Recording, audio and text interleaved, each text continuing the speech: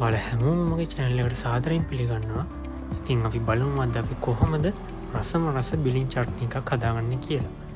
ඉතින් බිලින් කියන්නේ ගොඩක් අය කන්න අකමැති කෑම. මොකද බිලින් ඉතාමත්ම ඇඹුල් රස තියෙන කෑම.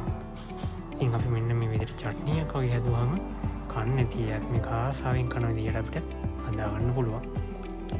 මුලින්ම දිහාලෝනේ අපි කරගන්න ඕනේ මෙන්න මේ බිලින් ටික කඩාගෙන හොඳට හොදලා අවුවේ වේල ගන්න ඕනේ.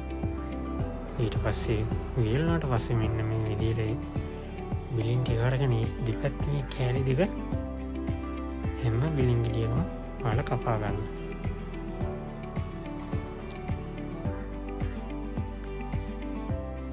ඊට පස්සේ මෙන්න මේ විදිහට බිලින් ගෙඩිය ඔයාලා බිලින් ගෙඩිය පිටින් උනත් මේක කරන්න ඕන, නැත්නම් අර විදිහට කෑලි වලට උනත් කපා ගන්න පුළුවන්. ඊට පස්සේ මෙන්න මේ විදිහට මම මේක මේ තරලිපේ තමයි මුට්ටිය ගලේ ඔයාලා ගෑස් එකේ උනත් පුළුවන්.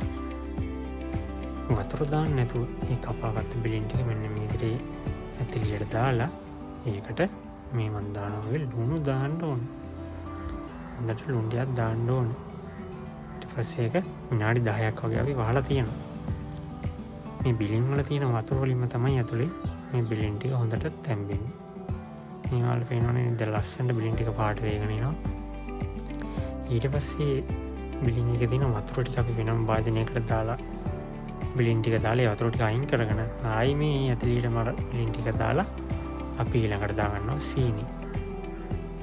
මේක සීනි එකතු කරලා උන්න ටික වෙලාවකින් සීනි ටික එහෙම මේ හොඳට උණු වෙලා දුඹුරු පාටට තියෙනවා.